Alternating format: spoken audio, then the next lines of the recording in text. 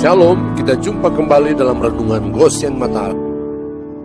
Haleluya, jemaat yang dikasihi dan diberkati Tuhan. Renungan pagi hari ini bertema Roh Kudus sebagai jaminan. Bacaan firman terambil dari Efesus pasal 1 ayat 13 dan 14. Demikian firman Tuhan. Di dalam Dia kamu juga, karena kamu telah mendengar firman kebenaran, yaitu Injil keselamatanmu. Di dalam Dia kamu juga, ketika kamu percaya, dimeteraikan dengan Roh Kudus yang dijanjikannya itu. Dan Roh Kudus itu adalah jaminan bagian kita sampai kita memperoleh seluruhnya, yaitu penebusan yang menjadikan kita milik Allah untuk memuji kemuliaannya.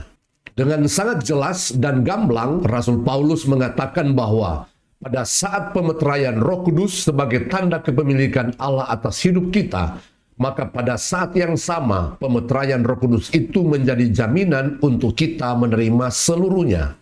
Kata jaminan dalam terjemahan aslinya adalah arabon, yang artinya uang muka, panjar, angsuran pertama, yang memastikan bahwa kita akan menerima seluruhnya apa yang menjadi bagian kita. Artinya menerima seluruhnya adalah, pertama, pemeteraian Roh Kudus adalah uang muka atau cicipan awal untuk kita menerima dan mengalami seluruh karya Roh Kudus yang luar biasa, antara lain baptisan Roh Kudus dengan tanda berkata-kata dalam bahasa roh, sehingga kita dapat atau bisa berdoa dan menyembah Bapa dalam roh, dan menerima kuasa melalui 9 karunia penyataan Roh Kudus, 1 Korintus 14 ayat 14, 1 Korintus pasal 12 ayat 7 sampai ayat 11.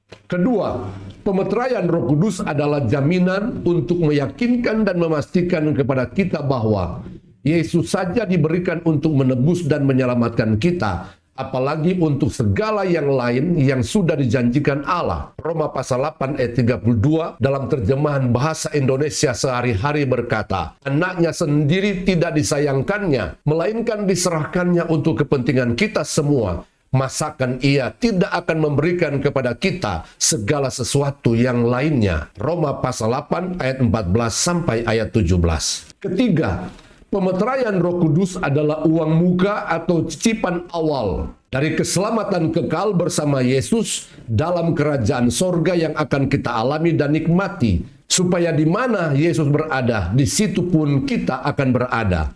Yohanes 14 ayat 2 dan 3. Saudara-saudaraku terkasih dalam Yesus, kalau pemeteraian Roh Kudus adalah jaminan untuk kita menerima seluruhnya, maka izinkanlah Roh Kudus hadir dan berkarya seluas-luasnya. Janganlah mendukakan dan memadamkan roh. Efesus 4 ayat 30, 1 Tesalonika 5 ayat 19. Amin. Tuhan Yesus memberkati.